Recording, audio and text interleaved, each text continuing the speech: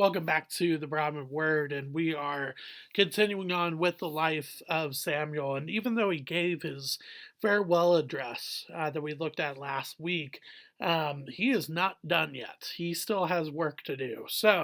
But here we start to see the turn for the worse for King Saul. So with that, turn with me to 1 Samuel chapter 13. 1 Samuel chapter 13. And this is really all about taking things into our own hands, not trusting what the Lord has told us, and not being patient. So I think that's kind of what we see in this passage from King Saul. And so I think that's kind of the point of this passage. With that, let's turn to 1 Samuel chapter 13, verse 8. Saul has started fighting the Philistines, and he has been told to wait for 7 days for Samuel to arrive and to give a sacrifice to the Lord to help them defeat the Philistines. At Gilgal is the location where Saul and his army are at. 1 Samuel 13, verse 8. He, being Saul, waited 7 days, the time appointed by Samuel. But Samuel did not come to Gilgal, and the people were scattering from him being Saul. So Saul said, "Bring the burnt offering here to me, and the peace offerings." And he offered the burnt offering. As soon as he had finished offering the burnt offering, behold, Samuel came. And Saul went out to meet him and greet him. Samuel said, "What have you done?" And Saul said, "When I saw that the people were scattering from me, and that you did not come within the days appointed, and that the Philistines had mustered at Michmash, I said, Now the Philistines will come down against me at Gilgal, and I have not sought the favor of the Lord. So I forced myself and offered the burnt offering." And Samuel said to Saul, "You have done foolishly. You have not kept the command of the Lord your God, with which he commanded you. For then the Lord would have established your kingdom over Israel forever. But now your kingdom shall not continue. The Lord has sought out a man after his own heart, and the Lord has commanded him to be prince over his people, because you have not kept what the Lord commanded you." And Samuel arose and went up from Gilgal. The rest of the people went up after Saul to meet the army. They went up from Gilgal to Gibeah of the tribe of Benjamin. Um, and then Saul numbered the people who were present with him, about 600 men. So in verses 8 through 15 here, we see this deal that Samuel had made with Saul. And on the surface, it looks like he doesn't keep it because he waited 7 days like he was told, and then he just doesn't do it. But the question is, did Samuel show up on the eighth day, or did he just show up later on the seventh day? And Saul panics because of the scattering of the people. And at the end of verse 8, I think more so it's the latter. There doesn't seem to be any time context that gives us evidence that Samuel showed up on the eighth day instead of the seventh day. It looks like, according to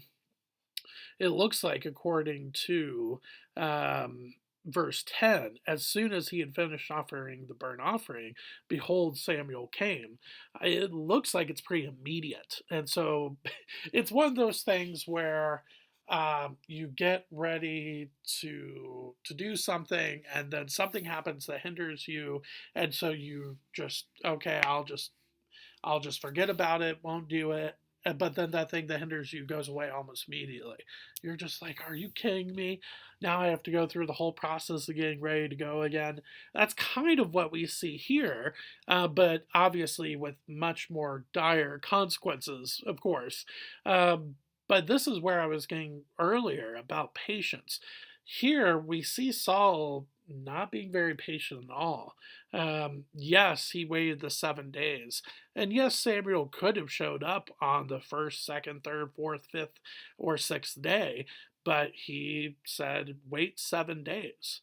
And so, could he have showed up earlier? Yeah, But he also said, wait 7 days. So could he have showed up on the seventh day? Yes, and he did.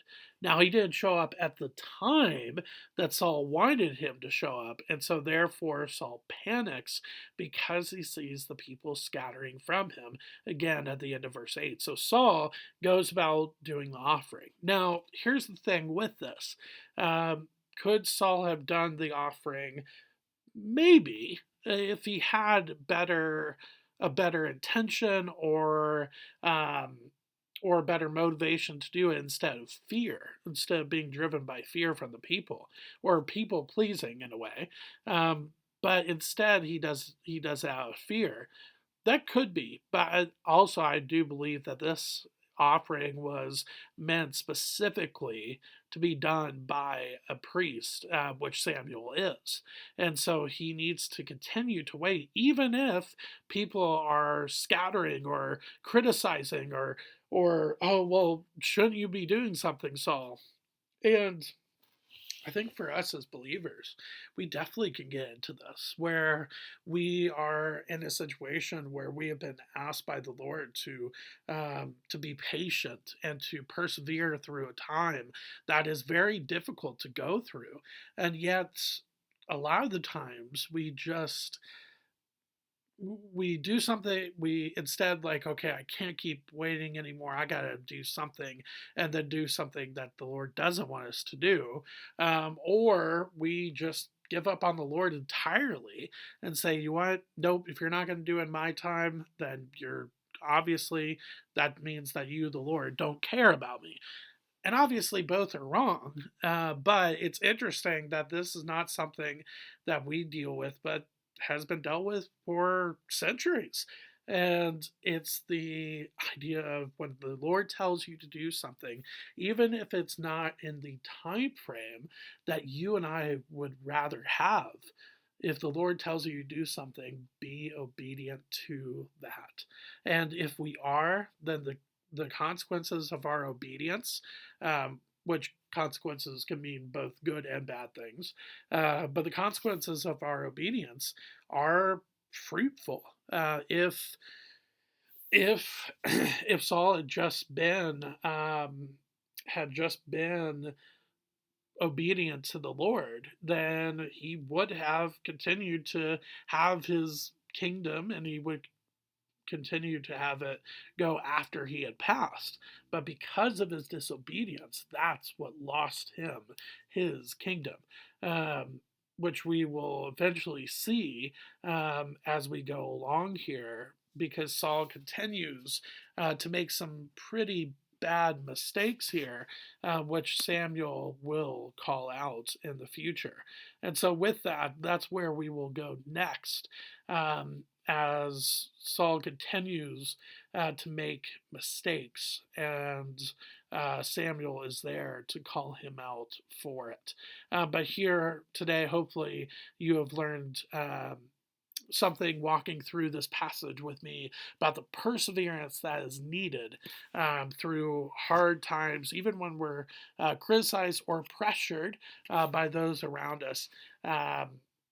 And then patience as well. But then finally, the last thing that we want to get across is that the Lord, yes, He answers prayer, but not always in the time frame that we believe or think, even down to the second or the minute.